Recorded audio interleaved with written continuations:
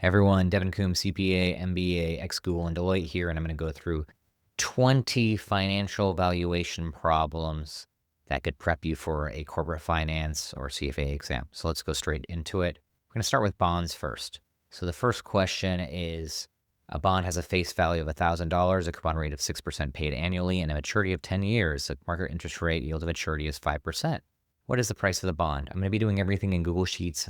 You could do it in Excel as well, and I'm going to mimic a financial calculator or the HP10. So let's start it off. In this example, our discount rate is 5%. Our future value is 1,000 or our face value. And then we're going to multiply that 1,000 by the 6% to get our $60 coupon payment. And we have a maturity of 10 years, so that's going to be our N. This is annual, so we don't have to convert it at all. So you can see here, we've already locked all this down. My IY is 5%, N10, payment 60, future value 1,000. We get a present value of $1,077.22. That's the right answer here. You can see it's trading at a premium, and it's trading at a premium because our interest rate is less than our coupon rate. Let's go to number 2. We're going to make this a little more fancy now, and it's going to be a semi-annual bond. So the semi-annual bond pays a coupon rate semi-annually. So we're going to take similar math to what we did previously, and now we're just going to convert it to semi-annual periods. So we have $1,000 future value that stays the same, and this 8% is going to have to change into 4% payments. So that's $40 paid twice a year. The bond matures in 7 years, so you're going to double that. That's 14 semi-annual periods, and then you're going to half the market interest rate. So you can see here, this is the numbers per the fact set. I changed by the conversion factor, and we ultimately get a value of $901.01 payment outflow. It's negative because it's a payment outflow out. So you can see here that the conversion to semi-annual from annual actually decreases the payment by a little over $1. And so make sure whenever you're taking these exams, you check if for the annual payment versus semi-annual payment versus quarterly payment versus monthly, etc. It could really trip people up.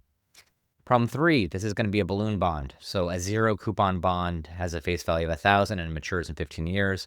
The market interest rate is 7%. What's the price of the bond?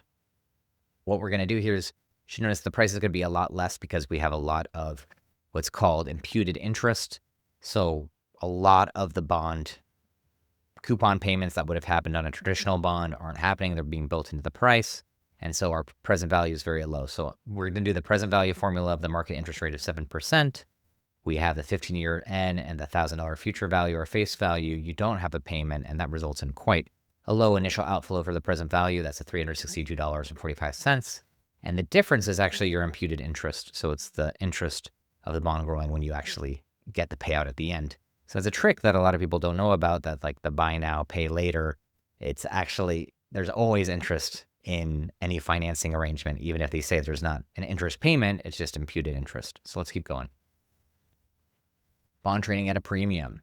A corporation issues a bond with a $1,000 face value, a 7% annual coupon rate, and a maturity of 8 years. The current yield to maturity for similar bonds is 5%. Calculate the bond's price. So this is similar to the previous ones, right? And again, it's an annual coupon rate. It's just trading at a premium. So 5% IY, we got that from here. And the maturity date is 8 years, $1,000 future value. Payment is 7% times 1,000. That's our 70. It's trading at a premium because our payment is greater, our payment percentage or rate or coupon rate is greater than the market rate because the market rate fluctuates while the payment is set at the bond at the initiation. So you have to change the present value. Do something here with a discount. You can see when we flip those, when the annual coupon rate winds up being less than the market interest rate, then we're going to have a discount. And so again, we just entered it in 6% for IY, 6 for N, 40 for payment, 1,000 for future value, 1,000 for face value. You get $901.65 as your present value. So problems 1 through 5 are your standard bond problems. You're going to see them. You should be masters of these. These are where it's easy. Let's get a little more challenging. What about a perpetuity bond? Perpetuity bond, you don't really even need a financial calculator for this or complex algebra. You just take the $50 divided by the market interest rate, and that'll tell you how much you need to invest today in a perpetuity to get that back for the rest of your life. And so $1,250 we could see here. 1,000. So if I divided the 50 by the 4%, that gets you $1,250. Again, if you multiply that by 4%, you get the $50 bond payment, which would be in perpetuity, which means it doesn't have a maturity date, it just happens forever. Another way you could do this in your financial calculator, if you didn't want to remember the math, but you should remember the math, this is pretty simple, is you can always just put your n to 365, because then you're essentially saying it's gonna happen to such an extent that it would mimic a perpetuity. Now we're gonna start getting fun. We're gonna talk about the difference between clean prices and dirty prices. So what if you have an odd year maturity for a bond? Financial calculators don't really have any conventions in them to calculate for half years or half periods. And so what we need to do here is figure out the clean price of the full periods. And then you also need to figure out how much interest has been accrued between your full period. So here it's a 4.5 years until maturity, and the yield to maturity is 6%. So let's just start filling out the variables. Still an annual bond, so 6% is our IY, N is 5. Why is it 5? Because it's 4.5 years left until maturity. So we're only halfway into the first year of the 5-year maturity. And we know that since we're halfway into that first year, we have 5 more payments because this is an ordinary bond. It's paying at the end. It's not paying at the beginning. So there's 5 payments left. That's the N. Payment's going to be 50. That's a 5% annual coupon rate. The future value is 1,000 still. And then we can figure out the clean price of $957.88. Now here's an issue though. We have half a year of interest that someone else got that we shouldn't be getting, but we'll be getting paid it. So what you do is to figure out the dirty price, the easiest way is just to add that interest. Note: for bonds priced between coupon dates, the exact dirty price is the present value of future cash flows at the settlement date. A quick classroom shortcut is to price the bond at the last coupon date and add accrued interest. This ignores a small compounding adjustment, time value of money between the last coupon and today.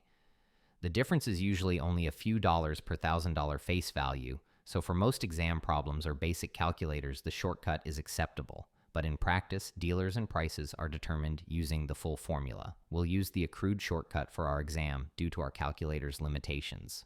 The coupon payment divided by that half of a period, the half of an N or half a year here, and ordered to get 25. So 50 divided by 2 is 25. Then we're just adding that to the price that we'd have to pay today. So the dirty price is $982.88. And this is really because we're trying to compensate the other party for the interest that's been accrued that they won't get paid. Now let's go one step further into the callable bonds. So there's 2 types of financial options that are most common. There's call options and put options. You call someone up when you want to buy something. You put something down on paper if you want to sell it. That's how I remember it. So call to buy, put to sell. So your call option is an option to buy the bond. A company issued a bond with a callable option. Why would a company do that? Well, they just want to pay the bond off early if they can, right? It's just like having your prepayment option on a mortgage. So there should be some kind of premium associated with that. So callable bond, a company issues a bond that's 10 years.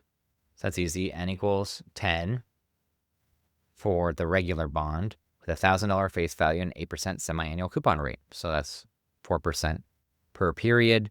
The bond is callable in 5 years, means the company can call you up and buy back the bond at a slight premium at $1,050. The yield to call is 6%. So that's the potential discount rate for the callable option, or what we're valuing for the callable option. What is the value of the bond based on its call feature? The value of the bond based on its call feature, we're really just going to take the 5-year term for this example. So what we do here is we first have to convert it to semi-annual because it's semi-annual payment. So IY is the 6% divided by 2. That's your 3%. Your N is 5 years because it's a call feature multiplied by 2. So that's 10. Your payment is 40. That's just your 8% divided by 2. So your $80 payment. And then your future value is still the call price, $1,050, not the bond price. And then I'll get you a price of $1,122.51.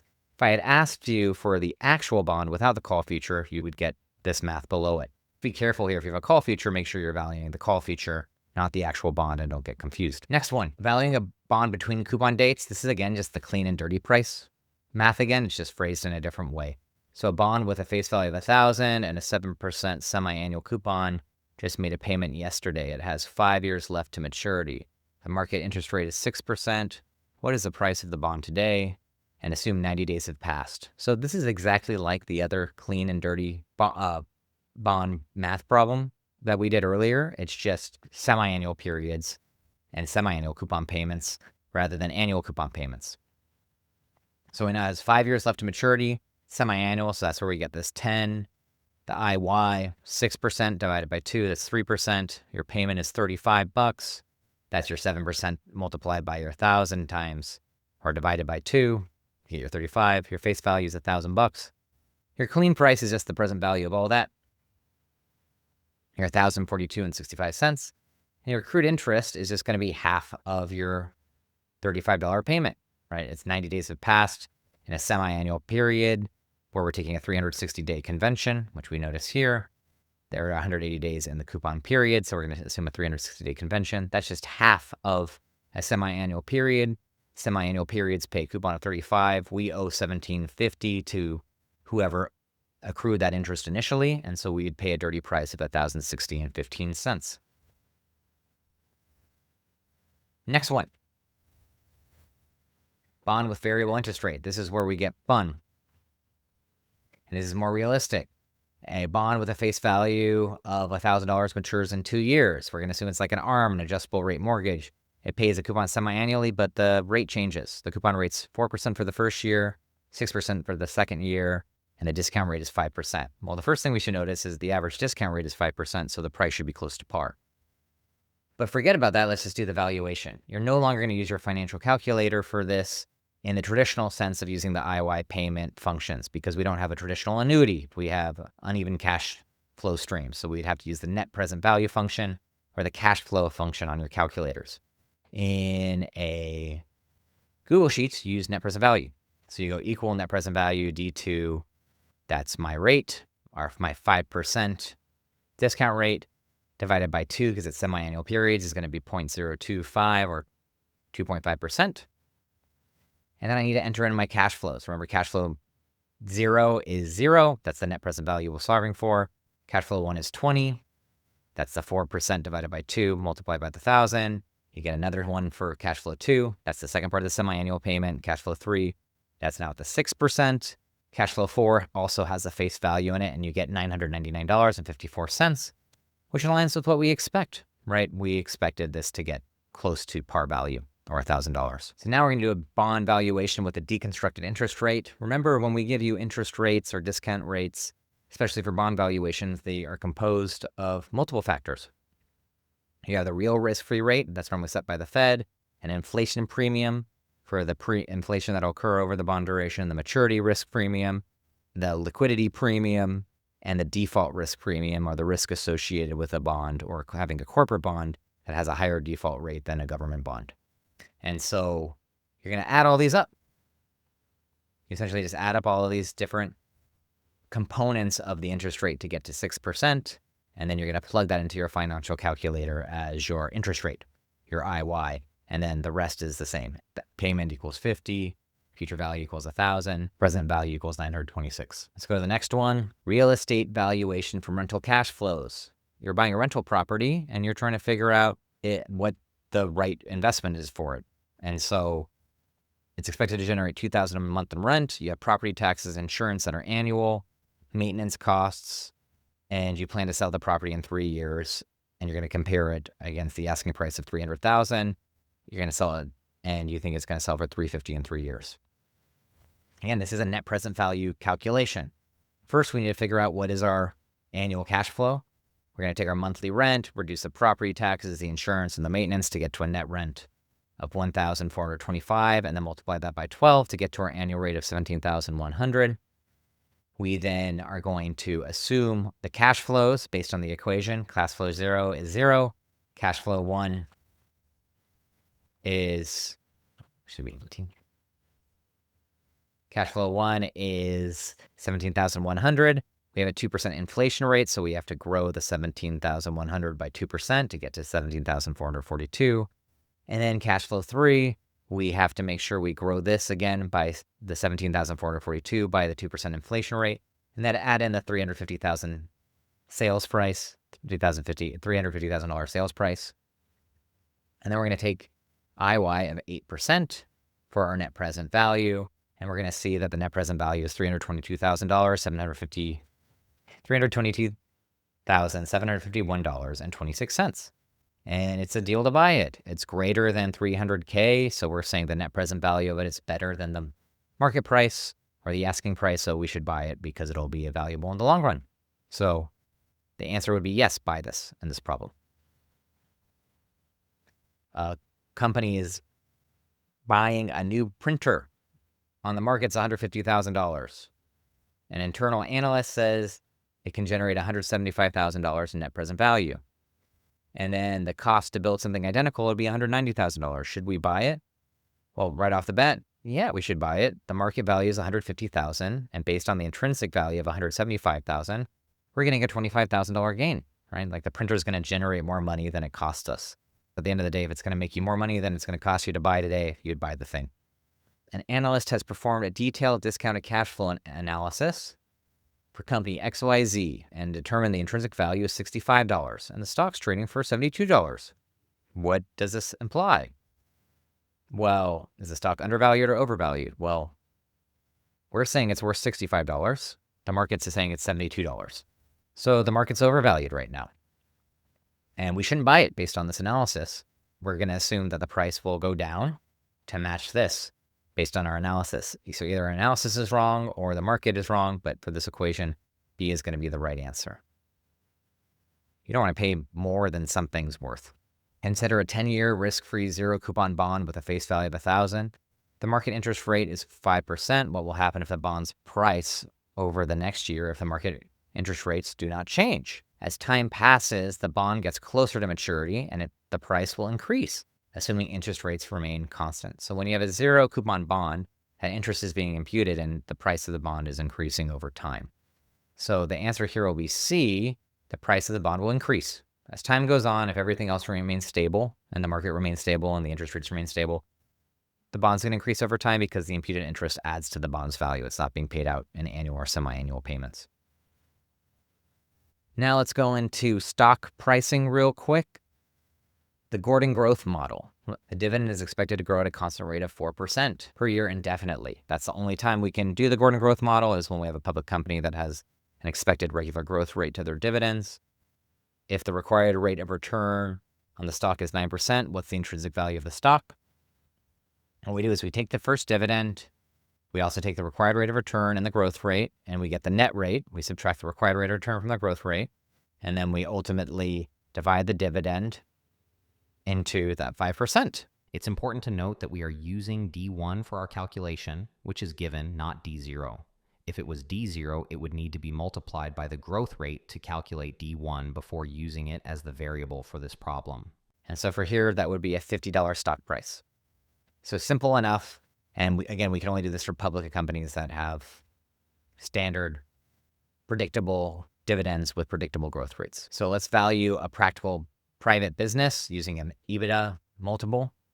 So here you are analyzing a private manufacturing company. It generates earnings before interest, tax, depreciation, amortization, EBITDA of $5 million a year, or $5 million last year. The company has outstanding debt and holds $2 million in cash on its balance sheet. Comparable to public companies in this industry, normally they trade at 6x. Using this multiple, what is the estimated equity value of the company? Well, we know the EBITDA right now is $5 million.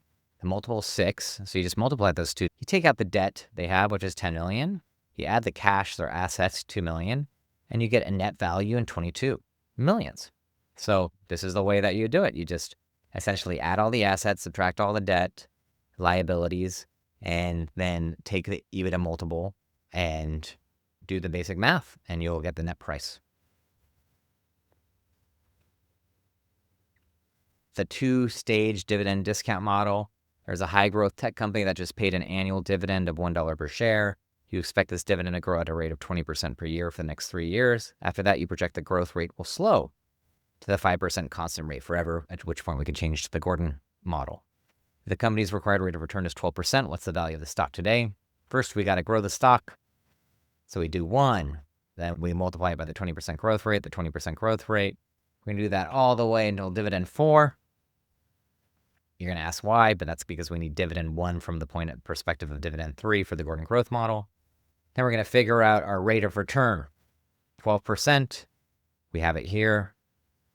The company's required rate of return. The growth rate's 5% after the fact, right? We expect it to stabilize at 5%.